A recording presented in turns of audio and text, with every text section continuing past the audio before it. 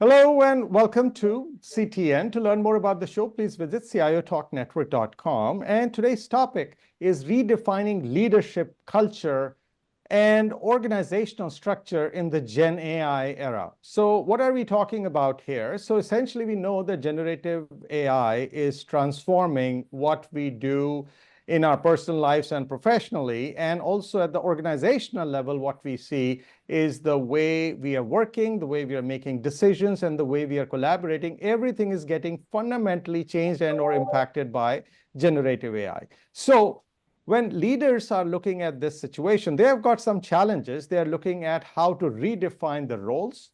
They are looking at the ethical AI component of it to make sure that it is used in an ethical manner. And also, you got now teams where you want to enable them with AI, but they will also be a combination of a human and a digital worker. So you have to manage them in that way.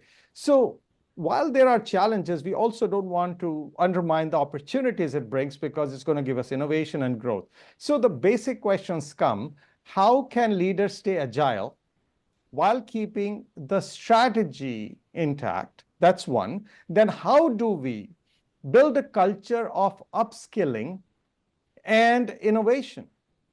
And finally, how do we ensure the responsible AI use? So to discuss this, I have with me Lori Bieda, who is the Chief Data and Analytics Officer at BMO. Hey, Lori, how are you? Great. Thank you for having me. Absolutely, the pleasure is mine. So let's jump right in. See, so generative AI, I've already painted the picture, but then let's talk about leadership. So if you were to look at this Gen AI enabled and to some extent getting into the DNA of an organization, how it is challenging or changing the traditional definition of leadership.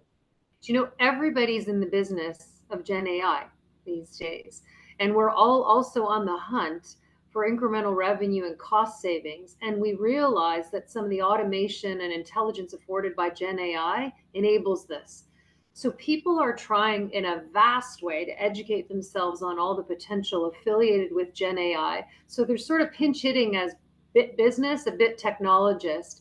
And it's interesting because some of the traditional technologists who've been in this space for a while are having to understand a little bit more about processes and customer service and automation. So I feel that these technical and non-technical teams are meeting in the center with a capability that actually is more accessible than it has ever been before. So when you're looking at this environment that we have, are you going to change the chops that a leader must have, the qualities that they demonstrate so that they are seen as relevant and effective in this Gen AI era? Yeah, in our own organization, we have upped the ante for leaders to be more analytically savvy, to be more conversant with data, to understand and hunt for applications that can be enabled through technology. We're not asking them to be technologists, but we are asking them to think digital first, and we're asking them to think AI first. And that call to action is changing how we filter and bring in customers into our organizations, those who get promoted. They have that mindset is what we're looking for, so that as an organization culturally we grow up and we are better off because we're using technology in a better way to meet customer needs. So you know what, frankly, before this AI craziness that we are seeing, we always had data before this. And we always used to say, should you lead with data as your backbone or the gut? So if I were to now rephrase this question, should you now lead with gut or the AI, which is almost in many cases looks like smarter than a human when enabled with the right kind of data? Would you change your answer now? The way I look at it is that you need both left and right brain to make good business decisions. And so your intuition is that collection of what you've seen in the pattern of information up until this point. Like you have an instinct about where to look, let's say, for a business problem. And then, of course, your data and drawing on all your left brains and the pattern of what is comes together in order to make sure that that problem is well informed.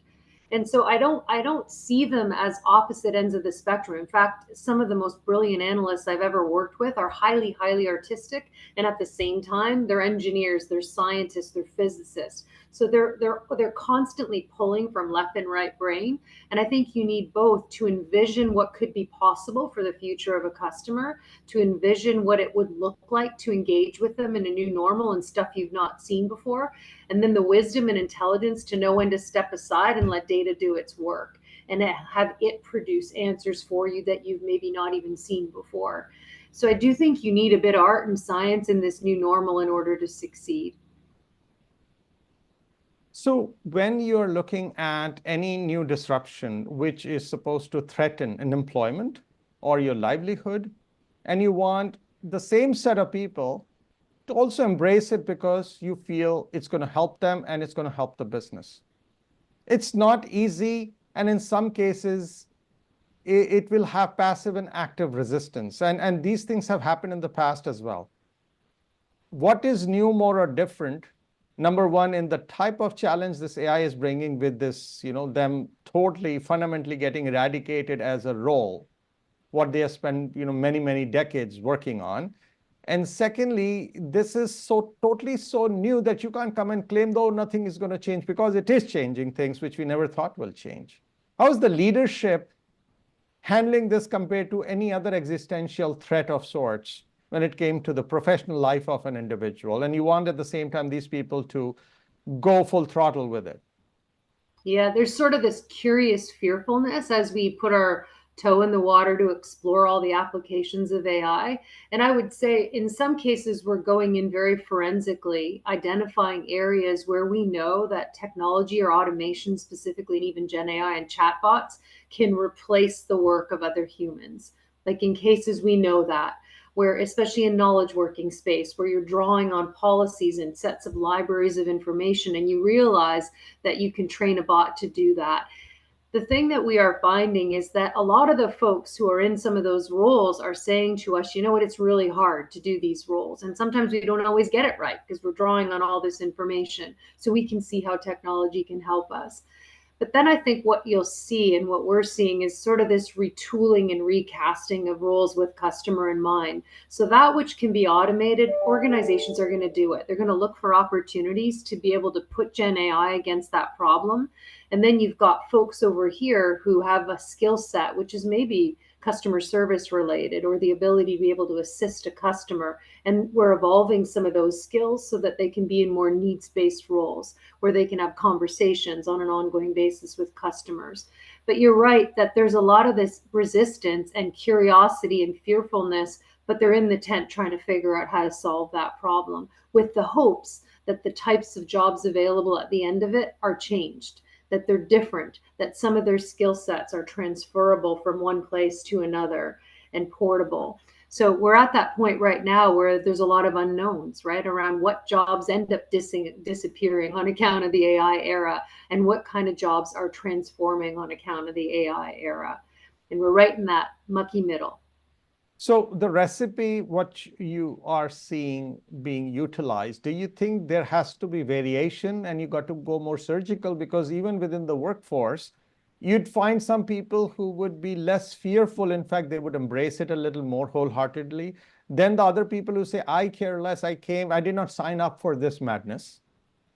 And I have a family to feed, and I'm on my way, on the verge of retirement, right? So you'll find people. So is it different strokes for different folks? Do you have like a recipe book, if you will, that you'll give to a leader to go deal with this when you got people of different types in your organization who are feeling different level of impact or being different level of fearfulness because of this new computing paradigm? I think so far we're seeing a lot of partnership from folks who are doing some of those roles, saying, you know what, if you can automate the tasks, because much of their days is not all that which will be replaced by AI, but some of it is. And some of those tasks are not ones that they find fun either. And so they're saying, if there's a better way for me to retrieve information so that I can talk to a customer in the case of frontline facing bots across channels, they're saying, great, bring it. Give me better tools in order to do this. And then there becomes the combo of human in the loop as well as AI assisting. So where we're at right now is a lot of our folks are excited at the opportunities ahead of us in order to transform and make their daily lives easier as well. So interestingly, among other computing paradigms, AI is one of the first ones, I would say, which was first adopted at an individual level far more wholeheartedly, and then it penetrated the so-called enterprise circuit, and which is essentially also, in a way, helping with its adoption at different levels. But at the same time, when you have AI coming in and a non-AI or non-AI specialist or a non-AI type technical person has to collaborate, in fact, with the AI geeks, if you will, and the technical people. How would you recommend integrating these different folks who come from different walks of life and they've traditionally not worked as well together, and now you're bringing brand new collaboration based on something brand new as a paradigm which they have to use to work together? So is it kludgy? Is it like something that you are still trying to untangle before you're even able to manage it? Yeah, well, technical and non-technical people have been in a dance for decades. They were in a very large dance all through the process of being able to leverage analytics for business. And I've been on a journey over the last 25 years of my career in this translation layer space, which is bridging technical expertise with business application and drivers of a P&L and helping both sides see each other. And what I've found is that technical people need to amp up, and we do this through an analytics university, analytics and AI university that we have at BMO, where we train technical people on the levers of the business, on customer satisfaction, on all elements of strategy, on communication and influencing skills, on how to storytell with data. So we help them not only on their technical craft, but bringing their technical craft alive. On the business side, we do the same thing. But in that case, what we're doing is we're training business folks on analytics, on testing strategy, on Gen AI, on machine learning, because we keep talking about AI, but then we talk about Gen AI, which is a piece of it. So we're helping educate them on all elements of analytics and AI-based applications, so that when they come and they court the technical folks and they have a problem or they have an opportunity that they're exploring, that their language is a bit more similar. And so I see that increasingly becoming closer and closer together, because at the same time, we're exposed to a world where we're engaging with Gen AI. It's on our phones, it's on our apps, it's in the places that we do business outside of the business roles that we place. So we have this lens and expectation of the fluency that can be given to us through Gen AI applications. And we're all the time, we're trying to port that into what it means for our day job. And we're trying to learn that application, but we're ultimately seeking ease. It's like some intuitive answer, but we're learning what that actually means in coding. We're learning what it means to set up a data set. We're learning what it means to have a human in the loop.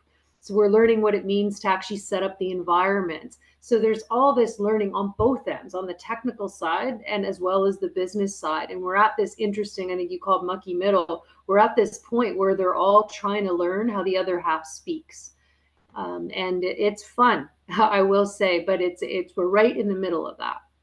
So would you say this transformation would be two-phased? One could be where you're just trying to get these two groups to gel, and second, you get them to converge and combine their strengths to achieve the organizational vision? Or would you put the organization vision first and use that as a lever to get them to come together and push forward together? I think you always need an organizational vision as an anchor, whether it's boldly growing the good, whether it's figuring out how to meet customer needs better than any other bank. You need that litmus test and strategy as the thing to strive for. And then all of your initiatives are kind of in behind there. And so, I mean, for us, we're very digitally first focused. We're AI first focused. And we are looking for environments like cloud and Gen AI applications to assist us in doing that. And that is not for one group. It's not just for the technical teams like mine. It's for the whole of the organization. So we're paid to think in a way that is digital first, that is AI first. We get up every day trying to figure out how do we actually leverage the tools at our disposal to make better lives for customers and employees.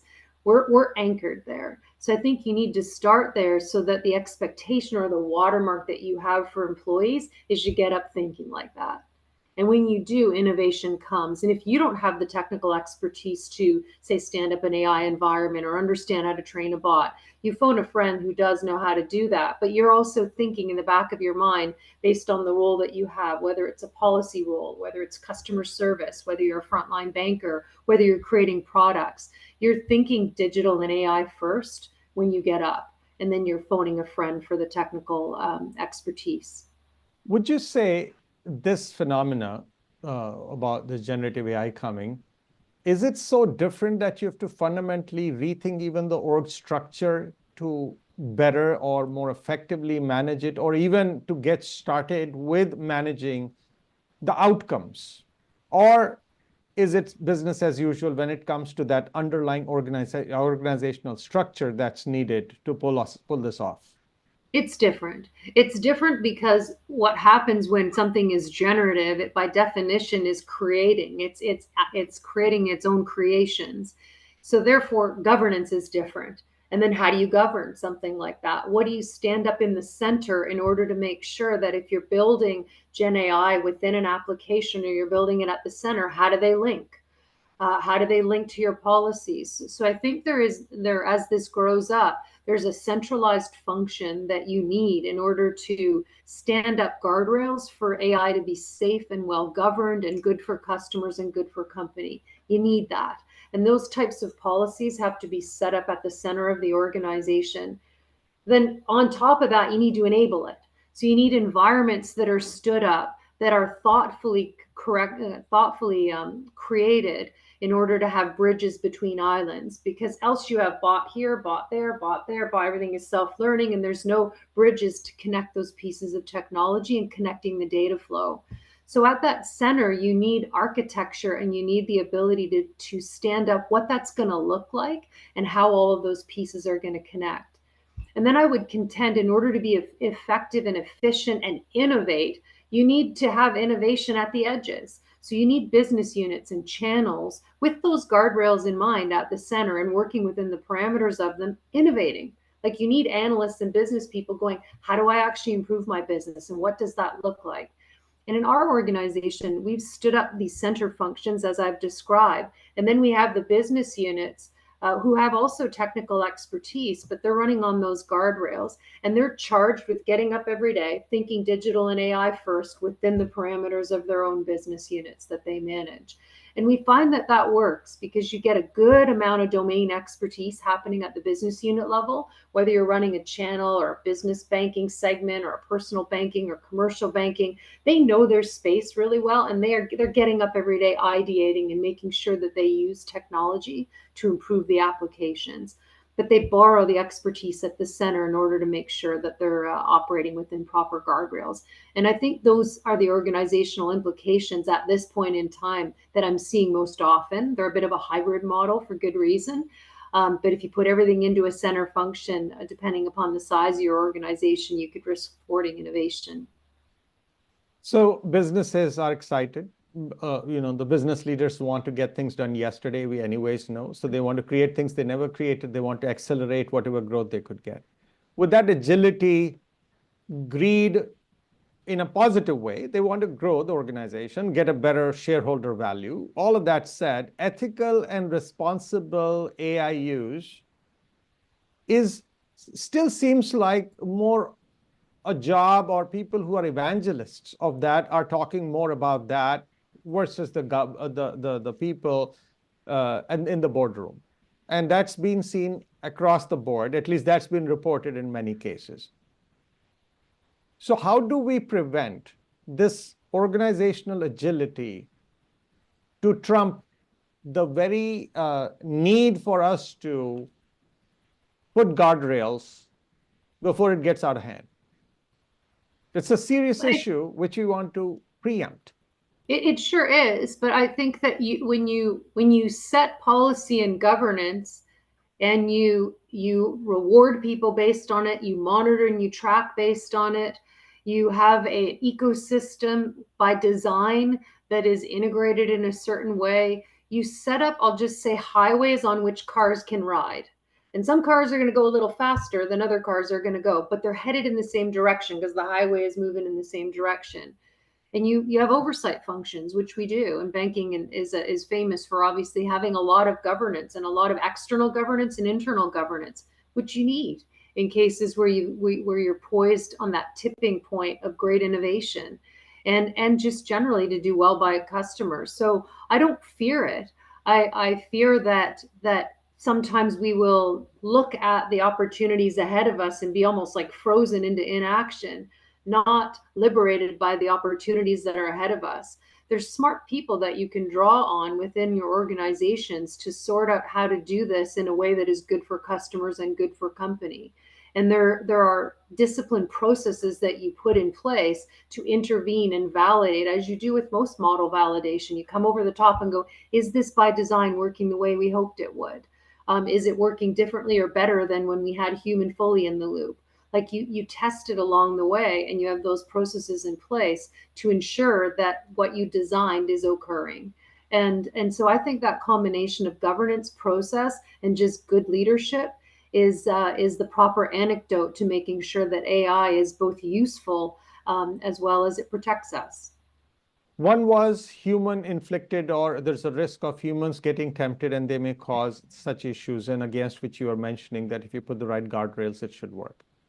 But then there is some inherent still like issues being reported related to explainability of AI, then biases, and then accountability issues. Accountability to some extent can be attributed or could be human dependent, but the biases which are inherent in the very models, which many times are not even diagnosed till very late, a lot of damage would have been done. And then explainability is also being almost challenged to say, if I want to get those sophisticated outputs, I'll go nuts trying to explain how did this model get to that outcome.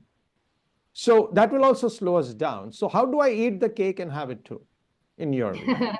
You know what's interesting to me when I think about the world of AI is a lot of folks, on account of it being machine based and generative and iterating, there's a fear of that because it's black boxy, right? It's something that you don't know. You can't break apart the code.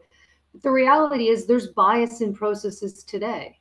There's things that go awry. There's stuff that you can't explain that occurs because it's happening across large troughs of individuals within very large organizations. And so I guess the analyst in me looks at it and says, here we are today with a set of processes and we're executing in this fashion. Can we measure all of it? No, we can't. Can we measure a good deal of it? Sure, we can. Are there still errors and bias in the water? Yes, they occur today. And they occur in various forms. And then over here, you look at the AI world and you innovate and you create models. What you're having to do is contrast what is better of those two things. And then in both cases, you need ongoing oversight. So I don't fear it because I feel that the answers are in the data.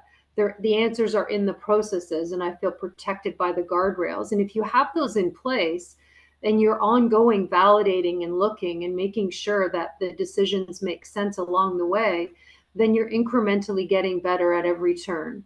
You're just leveraging technology wisely to do it. And I realize that this is the narrative that is in the press an awful lot, and what could happen if. But what I see occurring, at least in our own organization, is we're taking very thoughtful, deliberate choices along the way to advance our innovation in guardrails that make sense for company and customer along the way, and testing our way in to make sure we understand how this all rolls out, understand how it connects, understand when to have human in and out of the loop at various parts of the process, and in an effort to be able to deliver a better end experience. When you look at the human side of it and everything else remaining the same, would you change the skill mix? Would you change the way you hire, the way you grow, and a human worker in their personality, in their soft skills, and their tech skills, for them to be better ready to utilize and exploit AI to everyone's benefit? Yeah, I think, and it traces back to an earlier question around hiring with a digital first mindset and an AI mindset in mind, and those who have a level of conversant capability to look at both business and tech. And they're hybrids, but in my experience, you end up growing them. So they're not falling off trees. They're not. I work as the chair of the Queen's Analytics Business School Board, and in those cases, we have programs for analytical professionals and business professionals, and we're cross training them.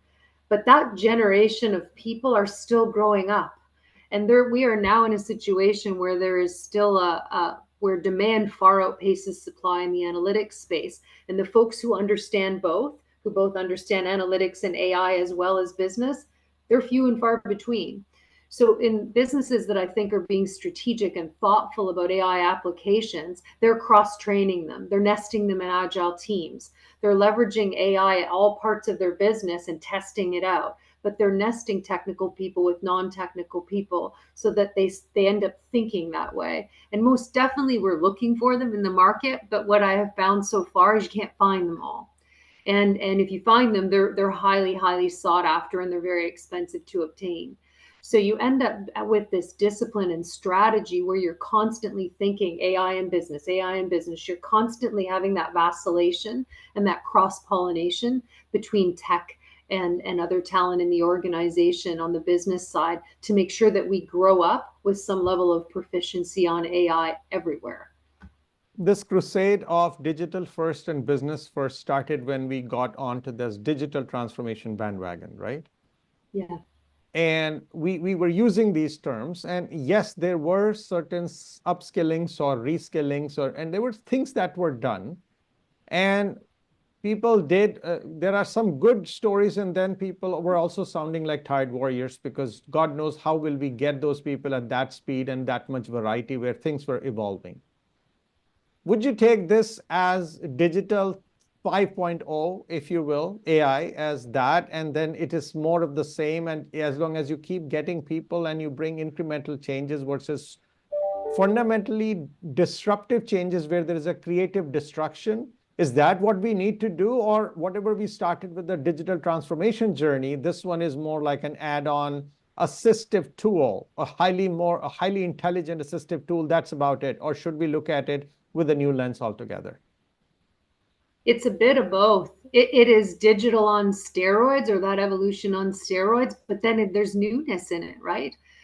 It is not automating things or just moving everyone to quote digital channels or digitizing stuff. It's creating its own knowledge. Yeah. So in that sense, it's very new.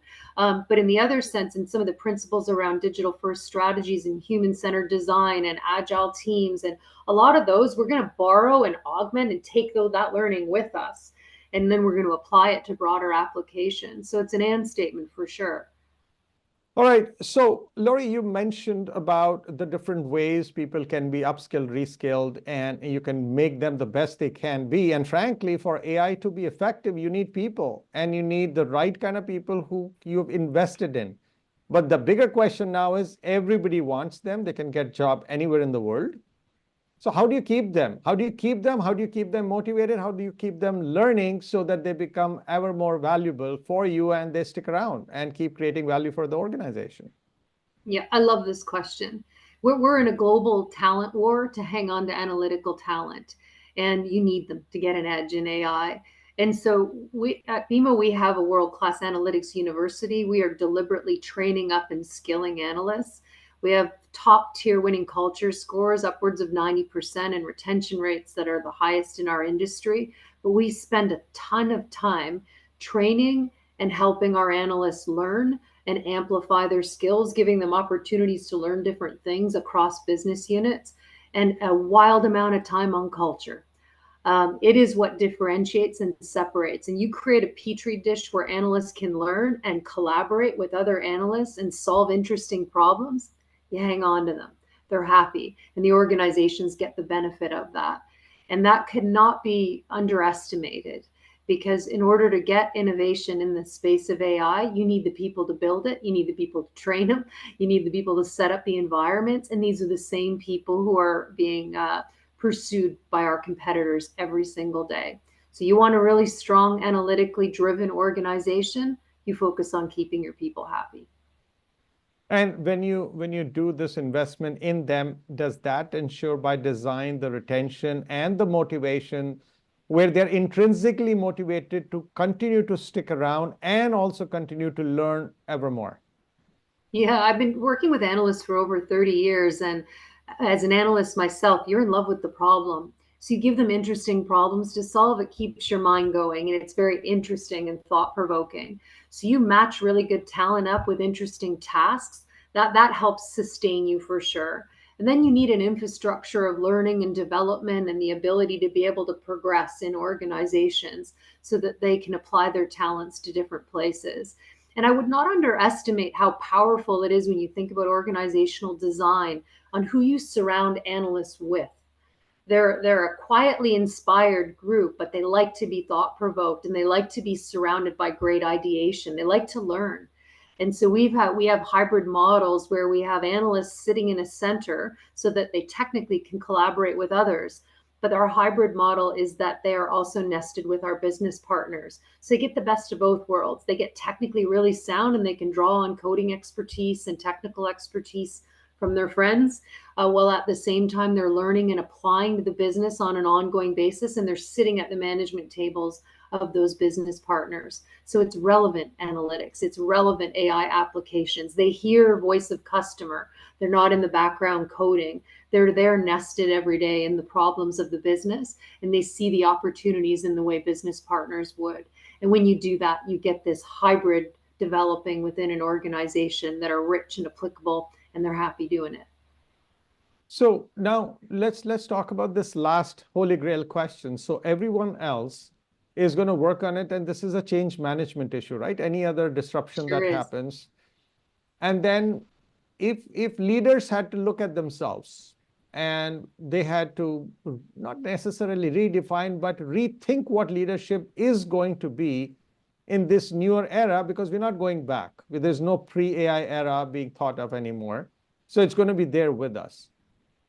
Would you rethink, redefine, or fundamentally create some new chops or new muscles that we have to develop for us to be better, more effective leaders in this Gen AI era and beyond? Yeah, it's such a smart question. We've been thinking about that over the last while, very deeply, actually. And you hit the nail on the head. There's sort of this um, transformational change management capability that's needed. So in a prior world, we were optimizing in our pillars. In a product pillar, we were building a bunch of models and optimizing there. In our channels, we're optimizing there in our different segments. But they were very verticalized problems. And of course, the customer is flowing in between. But largely what we've been spending our time doing is optimizing within a pillar. Now, AI, given its disruptive nature, it can optimize within pillars, but also it bisects across, and in a way that other technologies haven't or other approaches haven't. And so by definition, you start cutting across product teams, channel teams, segment teams, countries. Like you start floating horizontally this way, that's a lot of integration. It's a lot of conversations between multiple parties. It's trying to figure out, well, how would the customer navigate that process? And what does that look like in an omni way? And does that policy also reside here and there? Like you start to think horizontally, which we should. But on account of doing that, you need a lot more integration muscle and you need the ability to manage that change. Because if you decide that you're going to do omni-channel chatbots that deploy new policies, both to employees or even to customers, that's the thing that you're going to do. It bisects the whole organization and it starts looking at different ways of doing things and different types of ways to manage that change, not only installing the change for the employees to look at things differently and retrieve the information yesterday versus tomorrow, but for the customer, it's completely different. The experience is completely different. So I think that going back to where we started on the muscles organizations need to build, not only do we have analytics and business coming together and cross-pollinating one another, but we have this heightened level of focus on account of this integration that is the muscle around change management and the muscle around communicating what that change looks like and getting people to move from point A to point B. And that is not to be underplayed. This is not something that happens in the back rooms with technologists building a bot and deploying it. There's a whole world of adoption curve that has to happen in order to put it in play and to get people to trust and accept and lean on technology and not default to old ways of being and to be able to engage with bots. And we've had experiences where We've leveraged bots in practice within our contact centers, and customers are seeking effortless transactions. That's one of the reasons that NPS goes through the roof, is when it's effortless. And I call in once, and it's a first call resolution. Magic happens. And so what we can see is bots in the play. Bots actually help make that possible. They help you get that interaction done when you need it done. And when you do that, your NPS is upwards, going up by 30%. You see that things work because it's effortless. But that's not to say that the change management around that wasn't significant. To get both the employees to believe in it, to get customers to understand the implications of that, to trust in it, is huge. And I think that's 2/3 of the work, and 1/3 of the work is building it. Once again, thank you so much, Lori, for sharing your insights about how the leaders can look at the organizational structure, the very leadership flavors that they have to use, and the culture and the change management to make the most of this Gen AI era and the potential it brings. So thank you so much. My pleasure. And our audience, I invite you to subscribe to our podcast and subscribe to and follow us on social media. Once again, this is Sanjog Aul, your host from CTN, signing off. Till next week, take care and God bless.